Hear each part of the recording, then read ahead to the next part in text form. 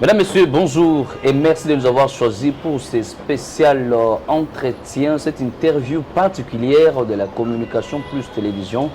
Mesdames, Messieurs, c'est parce que nous allons recevoir une personne particulière dans le combat de la démocratie, de l'état de droit, une personne qui a lutté aux côtés de Etienne Tshisekedi Wamulumba, une personne qui a connu des prisons, des arrestations, beaucoup de temps d'ailleurs, une personne qui a connu différents cachots plutôt de la ville, les cachots clandestins et cachots connus de la police, de l'ANER, de la DEMIAP et partout, la prison centrale. Cette personne que nous recevons aujourd'hui, avec qui on va parler de sa lutte aux côtés de Etienne Tshisekedi Wamulumba, la personne s'appelle Raphaël Kapambu Katukonki. La personne qui a été couronnée par certains jeunes à travers l'agence de communication ngolu.com avec ses diplômes d'honneur et de mérite que vous allez découvrir à travers les images, mais également avec ces trophées qui symbolisent la lutte du parti présidentiel Union pour la démocratie et le progrès social. Monsieur Raphaël Kapambu Katukonki, bonjour. Bonjour, monsieur Christian. Toujours frais. Oui, Dieu fait que nous soyons toujours là et nous le rendons grâce de ce qu'il fait, de tout ce qu'il nous donne et de la force qu'il nous donne encore. Vraiment, sans lui, nous ne serons pas là aujourd'hui. Voilà. En date du 15 juin dernier, on vous a décerné ces diplômes d'honneur par le cabinet en communication ngolu.com qui reconnaît les prouesses de M. Raphaël Kapambu Katukonki que vous êtes en sa qualité de militant et membre de l'Union pour la démocratie et le progrès social UDPS en sigle depuis 1982 à nos jours. Et en foi de quoi ce présent diplôme vous a été décerné en reconnaissance de ces combats menés avec patriotisme, loyauté, abnégation, à côté du patriarche et pionnier Etienne Tshisekedi Wamulumba. Racontez-nous un peu ces combats, c'était quoi, ça s'est déroulé, comment, ça a commencé, par quelle sortie, qu'est-ce qu'avait été le début de ces combats? Monsieur Christian, comme je disais d'abord, merci pour cette invitation et cette occasion qui m'est offerte de pouvoir parler de ce combat. Je dirais que ce combat, cette lutte, pour en parler, on peut prendre des jours, des journées, parce que c'est toute notre vie. Si l'UDPS a aujourd'hui 40 ans de lutte, je crois que quand vous prenez 1982, non 42 ans, 1982 ans, moi j'en ai dans ce combat près de 40 ans. Près de 40 ans. Parce que j'ai adhéré à l'UDPS en 1983. Ok. 1983. Et cette adhésion... Pas encore né. Pas encore. Et cette adhésion, je peux dire qu'aujourd'hui, je peux dire que ça c'était dans le plan de Dieu parce que j'allais même perdre la vie avant même que je n'adhère à l'UDPS. Parce que en 1982, avant... moi, je ne savais pas que l'UDPS existait. Quelle circonstance a fait en sorte que vous puissiez adhérer à l'UDPS? Exactement ce que je suis en train de vous dire. Moi, je suis... à l'époque, j'ai travaillé à la firme Toyota, dans le département de vente et de recouvrement. Mais à cette époque-là, les années 81-82, avec ce mouvement, avec les 13 parlementaires qui avaient écrit une lettre au maréchal Mobutu, lettre ouverte de 52 pages. Alors, suite à cette lettre, et puis à la question de l'UDPS, les 13 parlementaires et tous ceux qui les suivaient avaient été arrêtés, et certains relégués dans leur village et leurs biens confisqués. Alors, il se fait que M. Ngolo Pandangila, Joseph, de reste mémoire, il avait des plantations dans le Sankourou, des plantations de café, de palmiers. Mais c'est mon beau-frère, le mari de ma grande soeur, ma propre grande soeur, qui était ingénieur agronome, puis à son âme aussi, parce qu'il n'est plus de ce monde, et Ignace Ndamamba. c'est lui qui gérait toutes ces plantations d'Engalampanagila. Alors, comme le bien d'Engalampanagila était confisqué, lui aussi, il a été considéré comme étant un bien d'Engalampanagila. Ok, et on a aussi il sera aussi arrêté et acheminé en Bujimaï, en prison. Alors, pendant qu'il était là, bon, pour communiquer avec son patron, qui était à Kinshasa, en résidence surveillée, à ma campagne, il transitait par vous. Il transitait par moi. Ma grande sœur m'a envoyé des lettres, des courriers que moi j'allais remettre chez Ngalampanagila et je retransmettais les réponses. Alors il s'est fait qu'un samedi, je n'ai pas la date exacte en tête, un samedi, je travaille à la firme Toyota comme je l'ai dit, j'avais reçu du courrier qui venait de mon beau-frère via ma grande sœur. Je suis allé déposer chez le président Ngalampanagila à ma campagne. Alors ce jour-là, ce samedi-là, juste le temps que je sortais de chez Ngalampanagila, devant la voiture, la parcelle de Ngalampanagila était encerclée par la soldatesque de Mobutu à l'époque. Et moi, je n'ai eu la vie sauve en entrant dans la voiture et de démarrer. Parce qu'après ça, le soir, on a arrêté tout ce qui était là-bas. Et c'était comme ça. Tout ce qui était là-bas était arrêté. Et on ne sait pas la plupart d'entre eux ce qu'ils sont devenus. Parce qu'à l'époque, c'était soit vous êtes arrêtés, on vous jette dans le fleuve, soit en prison, etc.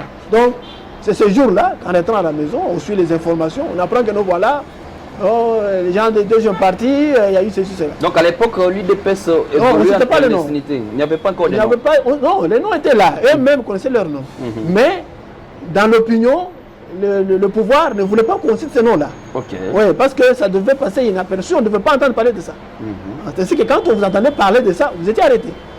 Alors, on va parler de deuxième partie, des trucs comme ça. Parce que je veux comprendre, bon, donc je venais d'échapper à une arrestation certaine. Alors après ça, j'ai commencé un peu à m'intéresser et je vais tomber en début 2000, au mois de mars, je crois, mars-avril 1983, je tombe sur le journal, je crois, je dois être, pour ne pas citer, sur un journal qui n'est pas de ce pays. Et là-bas, on parlait de 5 des 13 parlementaires que Mobutu avait pu récupérer et qu'il avait emmené en Belgique. Et là-bas... Il avait pu les récupérer pourquoi? Pour déstabiliser les combats? Exactement, pour déstabiliser le combat. Alors, ils avaient amené en Belgique et là-bas, ils vont faire des déclarations pour dénoncer leurs collègues. Leurs collègues, oui, les autres. Oui. Bon, et c'est là les 5 là?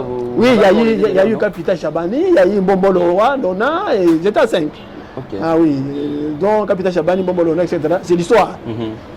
Alors, et ils vont désister, ils vont dire que non, cette histoire-là, ils ne reconnaissaient plus ça. Alors, ça faisait que Mobutu récupérait. Il voulait récupérer. On voulait débaucher l'UDPS à l'époque. Exactement. Alors, c'est en tombant sur ça maintenant que je dis, ah bon, donc c'est comme ça. Et je vais tout faire pour entrer en contact avec certains membres que j'étais parvenu à connaître et qui m'avaient maintenant donné la lettre 52 pages. Et c'est cette lettre, la lettre ouverte au maréchal Mobutu, signée par les 13 parlementaires. Et c'est cette lettre-là qui m'avait pratiquement exposé, révolté et qui m'avait fait vraiment adhérer à l'UDPS. Donc quand vous avez reçu la lettre, vous-même vous avez aussi lu? Oui, j'ai lu la lettre. Les contenus, qu'est-ce qu'il y avait dedans? En fait, c'était une remise en cause, une remise en question de tout le régime Mobutu. Donc c'était vraiment la cassure avec le régime Mobutu pour pouvoir, parce qu'il fallait mettre fin à la dictature. On était chosifiés, les Congolais, les Aïrois, nous étions chosifiés. Alors les 13 parlementaires démontraient tous les mots du régime et appelaient à ce qu'il y ait des changements. Parce que même quand il y a eu la conférence nationale souveraine, mais dans cette lettre-là déjà, c'est ce que eux, ils revendiquaient, ils voulaient qu'il faudrait qu'il y ait un forum national d'où on va traiter de tous les problèmes du pays pour pouvoir sortir de la situation. Mais à l'époque, Mobutu avait refusé. Il avait refusé. Il va céder à la pression de l'UDPS. Exactement. En organisant la conférence. Alors c'est ainsi que j'adhère, j'avais commencé, comme j'habitais à cette époque, j'avais commencé maintenant à fréquenter ces milieux-là. C'était des milieux des initiés. Parce que vous pouviez être dans la même maison, mais sans savoir que telle personne est avec ce parti-là. Parce que même votre propre femme ne peut pas savoir que vous êtes membre de l'UDPS. C'était comme ça. Et c'est ainsi que j'ai commencé à fréquenter ces milieux-là. Et jusqu'à ce que, au niveau du travail, là où je travaillais à la firme Toyota, oui, je vais commencer à être soupçonné. Et comme j'étais en contact permanent avec la présidence de la République à l'époque, parce qu'à l'époque, la présidence de la République avait pratiquement tous les véhicules Toyota. Les voitures, les camions, c'était Toyota. Donc j'étais en contact avec eux et je serais soupçonné et on va commencer à me filer. Vous filez un peu, chercher à se malheureusement pour moi, jusqu'à découvrir que vous faites partie de l'UDPS. Malheureusement pour moi, les jours où il y a eu en 1988, quand tu as eu le premier meeting de Pont-Gabi, le 17 janvier 1988, je serai parmi les gens qui seraient arrêtés. Et je vais passer jusqu'à 2 ou 3 jours en prison. Et c'est ainsi que j'étais découvert que j'étais membre de ces deuxième parti et je serais carrément révoqué de la firme Toyota sans autre forme de procès. Là, c'était sans autre forme de procès. Vous avez perdu votre emploi. J'ai perdu et depuis lors, j'étais devenu combattant de l'UDPS. Quelle était la réaction, par exemple, des membres de votre famille quand ils apprennent que vous perdez l'emploi? Et Afrima Toyota, à l'époque, ce n'était pas aussi n'importe quelle entreprise. Vous perdez une entreprise comme ça, un emploi comme ça, pour un combat qui, jusqu'alors, on ne comprend pas. Ça va aboutir à quoi? Quelle a été la réaction de la famille? Le problème, c'est que dans la famille, on ne savait pas que c'était à cause de l'UDPS. C'est ça le bon qu'il faut savoir. D'abord, là-bas même, on ne savait pas que j'étais arrêté dans une manifestation. Vous comprenez? Ils ne savaient pas, on ne peut pas savoir. Mais j'ai dit que non, voilà, il dépend de mon travail, voilà, ceci, cela, j'ai inventé quelque chose. Mais ils ne savaient pas que c'était à cause de l'UDPS. C'était ça le problème à l'époque. Parce que il y a des choses qu'il faut on n'avait pas confiance en qui que ce soit. Voilà. Parce qu'il fallait continuer maintenant le combat. Et c'est avec ça maintenant après. Et quand vous arrêtez au meeting de Pont-Gabi, vous étiez placé dans quel cachot? Non, d'abord c'était, avant on appelait ici Surco, en face du palais du peuple, Surco. Et après on va nous acheminer à Makala où je n'ai fait qu'un jour et puis on a été libéré dans les lots avec beaucoup d'autres combattants. Alors c'est à ce moment-là maintenant que j'entre dans le combat, pendant la clandestinité. Et là, comme je l'ai dit, on sortait et le soir on allait voir. Parce que nous, on n'avait pas accès directement aux fondateurs. Il y avait ceux qui étaient avec les fondateurs qui allaient prendre des informations et qui venaient le soir nous les communiquer. Donc jusqu'à ce point-là, jusqu'à ce niveau-là, vous n'aviez pas eu déjà des contacts directs avec les fondateurs? À cette époque-là, personnellement, je n'en avais pas eu. Seulement l'idéologie. L'idéologie. Mais c'est avec le meeting de Pont-Gabi que maintenant, quand Étienne est arrêté, qu'on va maintenant, nous irons sur la place, sur le boulevard ici. Le boulevard, parce qu'il avait sa résidence là, sur le boulevard, à côté de, comment on appelle ça, le bâtiment de... En face de l'Interpol? Voilà, en face. Voilà. C'est là où on ira là-bas. Oui, c'est là où on ira là-bas. La chaîne Univers Télé. Voilà. Après notre libération, on va aller là-bas, tout ça pour manifester un peu. Alors, c'est à ce moment-là qu'on va maintenant entrer dans le combat. Et c'était des mots d'ordre que nous nous donnions nous-mêmes. Et surtout, à l'approche des 1990, là, parce que nous étions après le Pont-Gabi, on va entrer dans un combat pratiquement corps à corps. Parce qu'il y avait des mots d'ordre qu'on se donnait, par exemple, pour saboter tout ce qu'il y avait comme insigne du Bien-Père. Parti État à l'époque. Vous prenez le courage de saboter le Bien-Père. Par exemple, je prends le cas, on allait pratiquement dans des... À l'époque, on appelait des zones, des maisons... ce qu'on appelle maintenant des communes, des maisons communales. On allait dans les zones parce que souvent là-bas il y avait les figies de Mobutu, les grands figies, tout ça. C'est tout ça qu'on sabotait. On allait comme ça la nuit. Vous envahissez par exemple la maison communale à l'époque? On n'envahissait pas. On allait avec beaucoup de stratégies parce que si on vous attaque, c'est fini, vous êtes mort. On allait avec des stratégies, on s'organisait. Vous voyez comment on peut distraire les gardes qui étaient là-bas. On va la nuit, on a 3, 4, 5. Les deux personnes ou 2, 3 qui vont distraire les gardes là-bas. Maintenant, on leur achète quelque chose. Et puis, d'autres maintenant s'occupent parce qu'on achetait la peinture ici, la peinture rouge souvent. On a d'autres qui vont là-bas à côté, qui vont se mettre tout simplement vraiment faire la croix sur le fichier de Mobutu. Et souvent, c'était des scandales le matin. Et puis, quand on est parti, c'est fini. C'était des scandales le matin. Alors, imaginez-vous à cette époque-là, si on met la main sur vous, mais c'est fini. Vous êtes mort. Donc il y avait des choses comme ça, et puis on était vraiment dans une campagne de déstabilisation. Dans les combats pour la libération, pour la liberté, la démocratie au sein de l'UDPS, c'est vrai que l'histoire est tellement longue, comme vous l'avez dit. Si on veut écrire un roman aujourd'hui, ça sera, je ne sais pas combien de pages, ou on va écrire combien de tomes ou de volumes. Vous avez été arrêté combien de fois et dans quel cachot, si vous pouvez énumérer? Oui, parce que là, il faut voir les époques. Hein. Parce que d'abord, ma première arrestation, comme je l'ai dit, c'est le 17 janvier 1988 à Pongabi. Ça, c'est, on a fait la circo et puis la prison, on a fait longtemps là-bas. Mais le grand nombre de mes arrestations, c'est après 1994. Ok. Oui, là vraiment, j'étais devenu l'ami de cachot. Donc, si je dois compter le nombre de fois qu'on m'a arrêté, je ne sais pas compter parce que y a, tout ce que je sais, à l'instar que de cette affiche qu'on voit derrière, tout ce que je sais, c'est que la tenue de la prison, oui, tout ce que je sais, c'est que j'étais dans presque tous les cachots de Kinshasa. Cachots connus, inconnus, clandestins, je les connais. Vous pouvez citer quelques cachots? Oui, j'étais dans le cachot de l'ANER plusieurs fois, dans le cachot de la Demiap plusieurs fois, dans le cachot de Kanufungula plusieurs fois, dans le cachot de Tchangou là-bas, district de Tchangou, plusieurs fois. Et dans le cachot, on m'a amené dans des cachots vers Kingabwa là-bas, dans des cachots inconnus, plusieurs fois. Et vous voyez l'actuel bâtiment, le bâtiment de la justice, le palais de justice. Palais de justice, oui. Avant, il y avait un cachot là en dessous, là, sous les choses, souterrain là. Mais c'était un cachot qu'on ne connaissait pas. On nous a amenés là-bas et là, on faisait tout sur place, dans ce cachot-là. Tout sur place, dans ce cachot-là. On a fait là-bas presque 2-3 semaines dans ce cachot-là. Je connais là-bas. Vous étiez maintenant habitué. J'ai fait avec la cour d'ordre militaire qui venait d'être instaurée avec l'AFDEL. Je suis parmi les premières personnes à être arrêtées.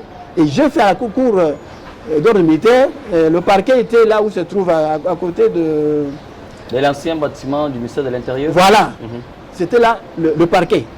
Et j'ai fait dans ce cachot-là 3 mois. Je dis bien 3 mois dans ce cachot-là. Et j'étais resté presque le seul. Je me rappelle, ça coïncidait avec la fin de l'année. Et puis j'ai fait 3 mois. Et j'étais resté seul au cachot parce qu'à l'époque, avec Laurent... Donc le seul qui était resté au cachot, parce que les autres étaient libérés, vous étiez resté oui, on a dit non, comme c'est la fin de l'année, on va libérer, sauf les prisonniers de l'UDPS là. Moi, j'étais le prisonnier de Laurent Désiré Kabila lui-même. C'est ça qu'on me disait.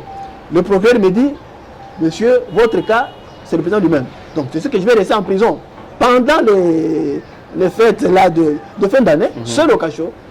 Et c'est vers le 6 janvier de l'année qui suivait que je serai transféré à Makala, où j'ai fait 9 mois. Donc déjà, vous avez passé un moment dans ce 3 mois dans ces cachot-là. Oui. Après les 3 mois, on vous transfère à Makala. À Makala. Et avant de me transférer à Makala, on va m'amener, il y avait un cachot qu'on appelait des îles, vers le fleuve. Là, j'ai fait pratiquement une semaine seul là-bas. Seul encore? Seul. Et je sais un jour quand mon épouse est venue, elle a pleuré parce que je disais, mais ici on peut te jeter dans l'eau, on peut te jeter dans le fleuve. Heureusement, Dieu était avec moi. Et de là, on m'amène à Makala, où j'ai fait 9 mois. Et je serai libéré sur base de l'amnistie. De l'amnistie à l'époque, comme il y avait à l'époque là-bas avec... comme vous l'avez dit, la fin de l'année. Non, après, quand je suis sorti, il y avait l'histoire de Lusaka. Avec l'accord de Lusaka. Voilà. Et on avait demandé qu'on libère tous les prisonniers politiques. Il y avait l'amnistie et c'est ce que je serais libéré. Je serais libéré. Et c'est cette libération-là dont vous voyez la photo qui est là-bas. Et on vous libère, vous partez directement en prison. Non, c'était déjà après. Oui, on me libère, je sors. Quand je suis sorti, je n'avais pas fait 3 mois à la maison. Je serai encore arrêté. Oh là là là. Cette fois-là, on va m'arrêter. J'étais parti en prison. Parce que moi, j'avais comme travail au parti à l'époque. Chaque fois qu'on arrêtait un combattant, de n'importe où, c'est moi qu'on les formait. Et moi, j'allais chercher là où se trouvait ce combattant. Pour dénicher là où il était. Et prendre des informations, communiquer au parti et à sa famille. Donc si on comprend bien, si vous êtes célèbre aujourd'hui, connu dans les rangs de l'UDPS, d'abord pour vos arrestations, mais également pour les arrestations des combattants. Les combattants que moi je suivais partout, j'allais partout, n'importe où j'entrais. Que ce soit à l'ANER, que ce soit des miens, moi j'arrivais pour dire, je suis venu pouvoir combattre. Sans peur d'être arrêté aussi. Sans peur d'être arrêté. C'est ainsi que je serai arrêté à la prison. Il y avait un groupe de combattants, de cadres qui étaient partis, qui étaient arrêtés. Et je suis allé là-bas, c'était un dimanche, je me rappelle ce jour-là. C'était un dimanche de 1998, c'est quoi. Je suis allé pour me renseigner, pour savoir à peu près. Or, j'étais déjà. On me filait déjà.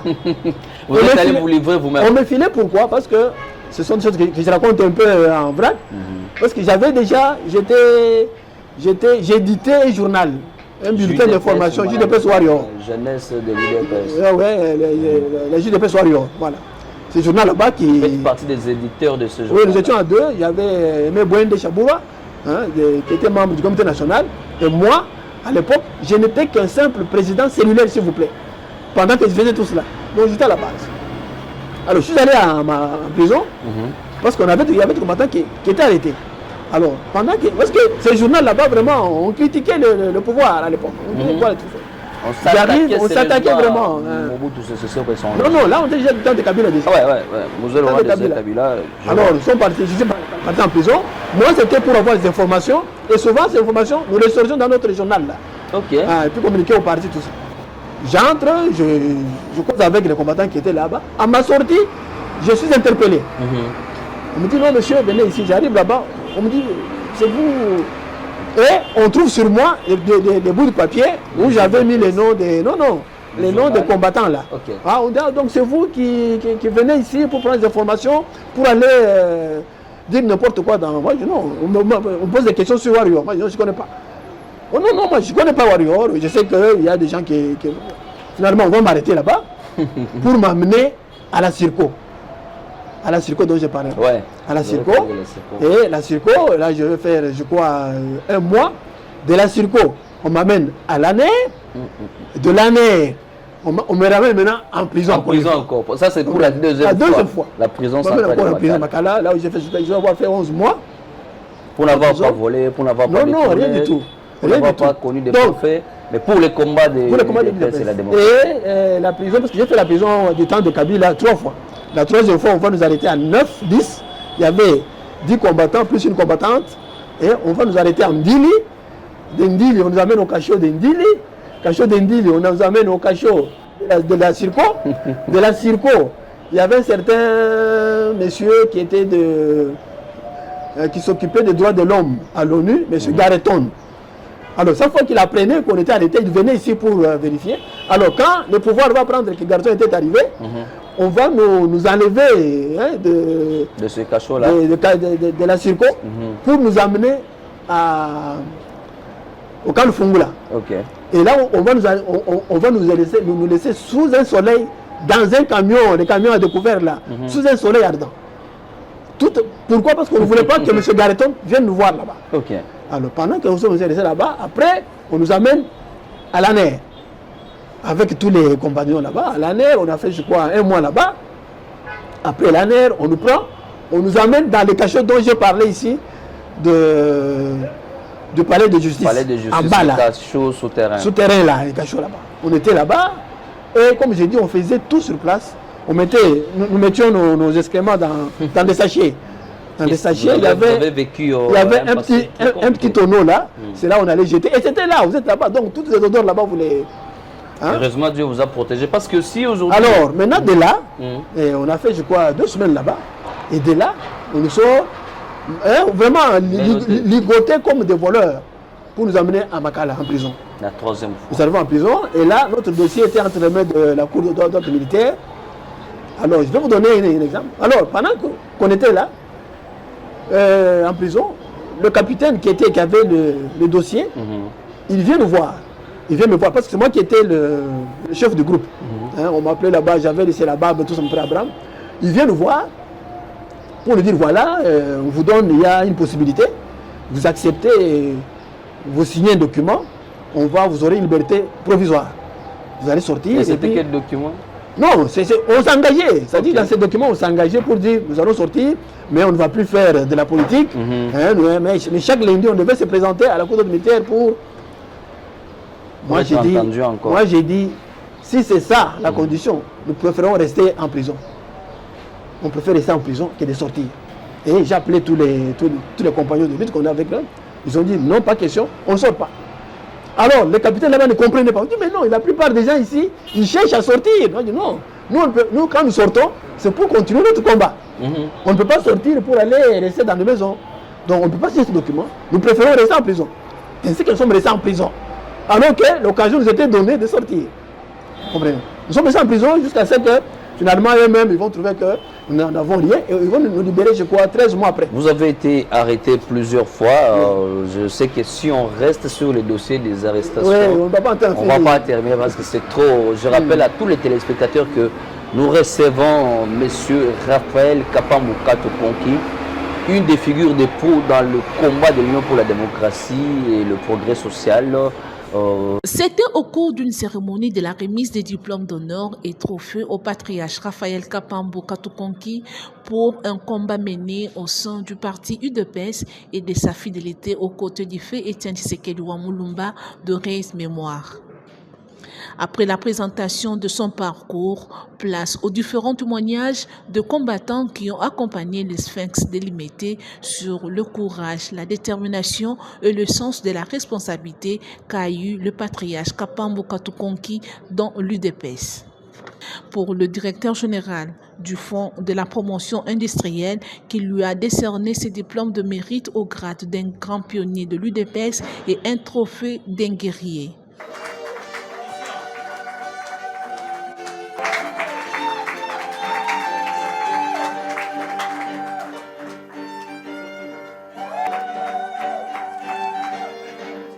Pour ces gestes de reconnaissance en sa personne, le patriarche Raphaël Kapambou Katukonki remercie cette structure pour la distinction de ses diplômes de mérite et d'honneur. Donc,